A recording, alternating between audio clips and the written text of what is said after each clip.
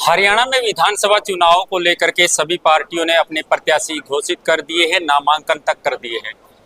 16 तारीख तक नामांकन वापसी का दिन है और हर किसी प्रत्याशी ने अपना अलग तरीके से नामांकन किया है, एक दूसरे को देखते हुए। किसी भी प्रकार का कोई भी डिफेक्ट ना रहे, किसी प्रकार की कोई कमी ना रहे, उसको देखते हुए सभी ने किया है। इस समय मैं बरवाला के अंदर मौजूद हूँ और बरवाला में आम आदमी पार्टी से प्रत्याशी है प्रोफेसर छत्रपाल सिंह, और एक ऐसा चेहरा इसे कह सकते हैं जो कि एक बहुत बड़ी हस्ती को इन्होंने धूल चटाने का काम किया था। लेकिन आज की अगर बात करें तो आज का क्या दौर है, चुनाव किस प्रकार से चल रहा है, उन सभी बातों पर, उन सभी पहलुओं पर बातचीत करेंगे। सबसे पहले प्रोफेसर साहब से बात। नमस्कार आपको और आपके सभी समर्थकों को। जी प्रोफेसर साहब, देखिए सबसे पहले तो मैं यही कहना चाहूँगा, यही आपसे पूछना चाहूँगा, आपने लगभग 10 साल तक बीजेपी में सेवा की, बीजेपी के साथियों के साथ रहे, बीजेपी पार्टी के साथ अपना जुड़ाव रखा, लेकिन ऐसी क्या परिस्थिति पैदा हो गई जिसके कारण आपने बीजेपी छोड़ दी और आम आदमी पार्टी में आप शामिल हो गए? देखिए, मेरे लिए बड़ा एक सीधा सा प्रश्न रहता है। जी। मैं सामाजिक और राजनीतिक जीवन के अंदर लोगों की सेवा के लिए आया था। छात्र राजनीति से बात विख्यात है कि मैं पॉलिटिकल पार्टियों के साथ जुड़ा हुआ नहीं था, बल्कि पॉलिटिकल पार्टियों का छात्र राजनीति में विरोधी था। तो भाव ये था कि जो समाज है, यदि छात्र समाज है, तो वो निष्पक्ष अपने लोगों की यूनियन बनाए और अपने वेलफेयर के लिए काम करे। जब मैं एक्टिव पॉलिटिक्स में आया, चुनाव लड़ा, तो मेरे शुरुआती दौर में राजीव जी का मेरा जो संपर्क था, उसकी वजह से मैं कांग्रेस पार्टी में गया, कांग्रेस पार्टी से चुनाव लड़े। लेकिन दुर्भाग्यपूर्ण राजीव जी नहीं रहे। जैसे मैं चुनाव जीता और उनकी हत्या हो गई, तो सोनिया जी के साथ बहुत लंबी एसोसिएशन रही और बहुत अच्छा उन्होंने मुझे प्रोटेक्ट किया। मैंने पार्टी में बहुत अच्छा काम किया और हमने जो कीर्तिमान स्थापित किए वो आपके सामने है। लेकिन सोनिया जी जब बहुत स्वस्थ नहीं थी और धड़ेबाजी और गुटबाजी के सवाल रहते थे, उन सब के चलते एक विकल्प के रूप में भारतीय जनता पार्टी के साथ जुड़ाव हुआ। और उस जुड़ाव के अंदर जो अपेक्षाएं, क्योंकि मेरे लिए कोई भी संगठन माध्यम है जनता की सेवा करने का लिया, तो जो उपेक्षा मेरे प्रति, जो उपेक्षा समाज के लोगों के प्रति भारतीय जनता पार्टी कर रही थी, उस पीड़ा को हम बाद ज्यादा लंबे समय तक बर्दाश्त नहीं कर सकते थे। और इन हालात के अंदर एक ऐसा संगठन जिसने बहुत जल्दी, थोड़े समय के अंदर दिल्ली में सरकार बनाई, पंजाब में सरकार बनाई, गुजरात के अंदर विधायक बनाए, गोवा तक में विधायक बनाए और एक राष्ट्रीय पार्टी के रूप में थोड़े अंतराल के अंदर बड़ी पार्टी के रूप में खड़ी हुई, तो मुझे ये लगा कि हरियाणा के अंदर आम आदमी पार्टी को उपयुक्त नेता की जरूरत है और मुझे एक उपयुक्त संगठन की जरूरत है। तो उन दो पार्टियों के विकल्प के रूप में मैंने आम आदमी पार्टी के साथ मिलकर के चुनाव लड़ना और उन मंसूबों को जो मैं राजनीति में लेकर के समाज के बीच में आया, उन मंसूबों को पूरा करना। तो आज उन्हीं वजह के तहत आप देख रहे हैं कि मैंने इन पार्टियों के सिलसिले को आपके सामने रखा और अब जो विषय है वो चुनाव के माध्यम से लोग उसका समर्थन करेंगे और हम एक मजबूत सरकार हरियाणा के अंदर बना करके देंगे, जिससे जो हमारी गारंटीज हैं, चाहे वो शिक्षा की गारंटीज है, चाहे वो स्वास्थ्य को बेहतर बनाने की गारंटीज है, चाहे किसानों के हक की गारंटी है, चाहे भ्रष्टाचार मुक्त प्रशासन देने की गारंटी है, जो हमारा बिजली की उत्तम व्यवस्था को और बहुत 0% खर्चे के ऊपर लोगों को बिजली मुहैया कराने की गारंटीज हैं, उनके ऊपर हम सरकार बना करके लोगों के लिए काम करेंगे।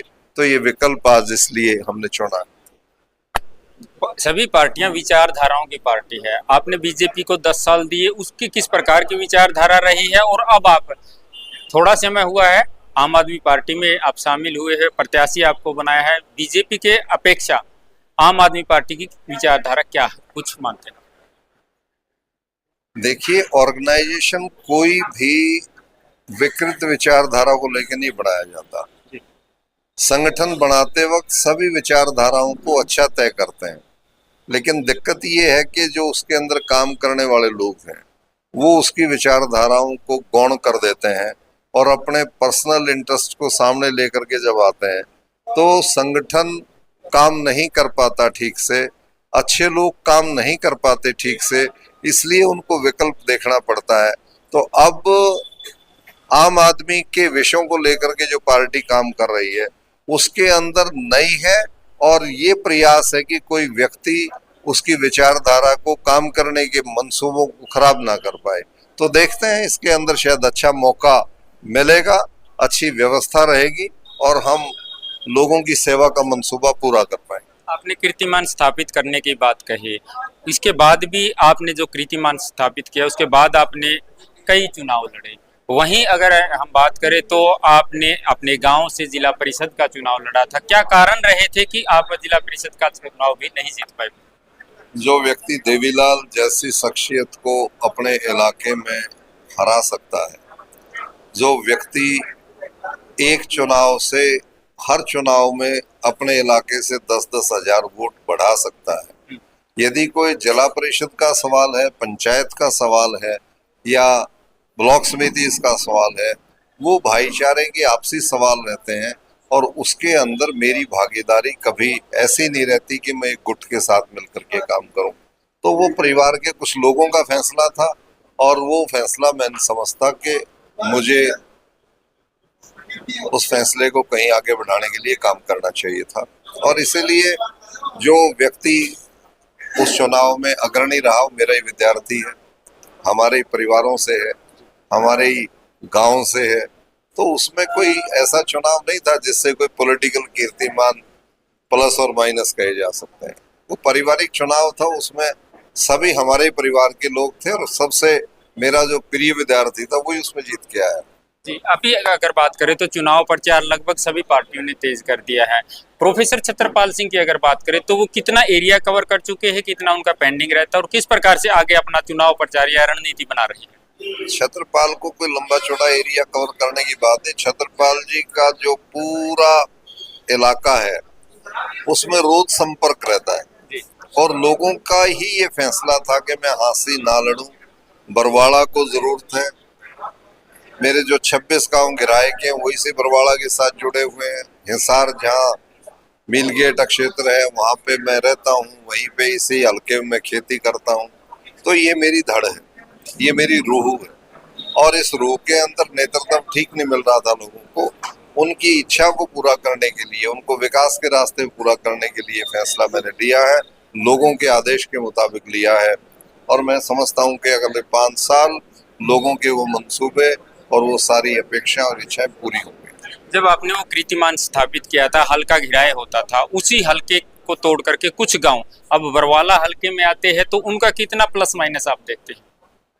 उन गाँव में पहले ही मेरे साथ 60-70% लोग मतदान करते थे और जो मेरे पक्ष में मतदान नहीं करते थे, आज उनकी इच्छा भी यही है कि प्रोफेसर छत्रपाल हमसे वोट नहीं डालते थे, हमारे भाई की तरह से रहता था, हर की बात सुनता था, हर की समस्या दूर करता था, अधिकारियों से लड़ता था, नेताओं से लड़ता था और कभी वो द्वेष नहीं रखता था, भाईचारा बढ़ाने की कोशिश करता था।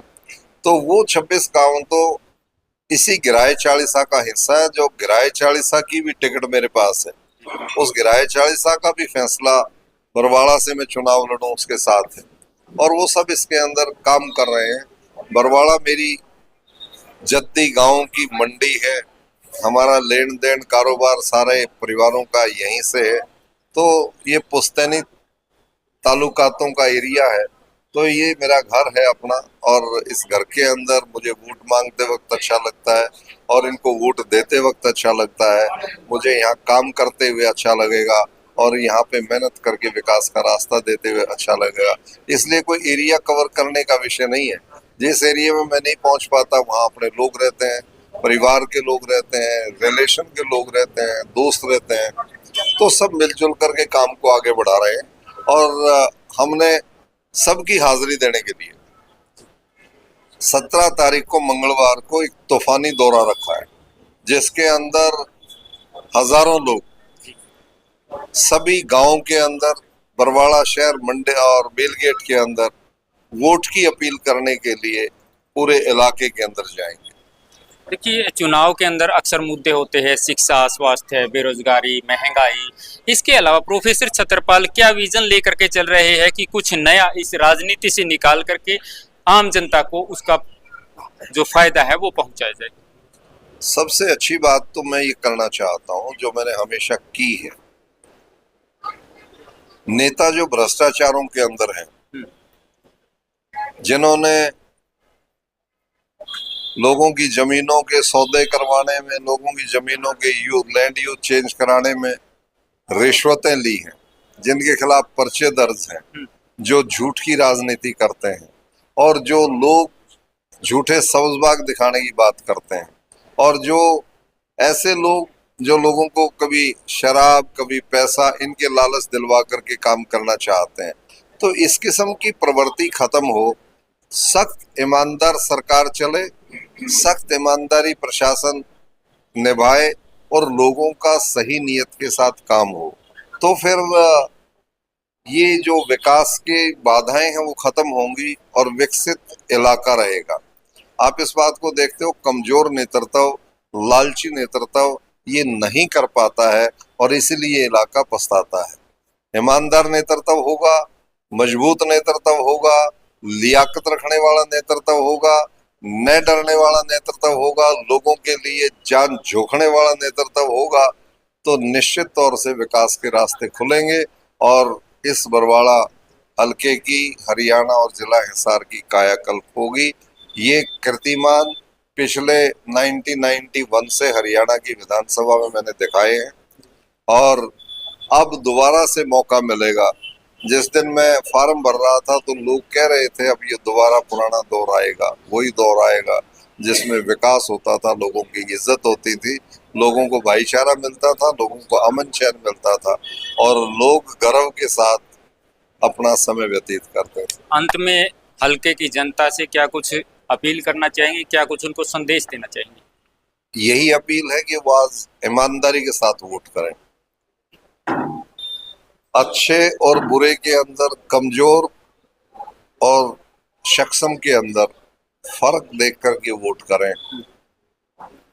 आज शहीदों ने जो आपको वोट का अधिकार आपकी ताकत के रूप में दिया है, उसका इस्तेमाल आप उपयुक्त व्यक्ति के लिए करें, उपयुक्त नेता के लिए करें, तो आपको निश्चित तौर से हरियाणा और देश के अंदर एक अच्छी सरकार, अच्छा नेतृत्व मिलेगा और शहीदों की आत्मा को शांति मिलेगी। तो प्रोफेसर छतरपाल सिंह हमारे साथ थे और एक सशक्त सरकार, ईमानदार सरकार का विजन लेकर के चल रहे हैं। अब देखने वाली बात ये रहेगी कि जनता किस प्रकार से प्रोफेसर छतरपाल का सहयोग करती है या कोई और अन्य किसी प्रकार की बातचीत करके उनको अपनी तरफ खींचने का काम करेंगे। लगातार इसी प्रकार जुड़े रहिएगा, तमाम मुद्दों की अपडेट को लेकर के आपके बीच में आते रहेंगे अपने सहयोगी के साथ। मैं आपका साथी नरेश कुमार।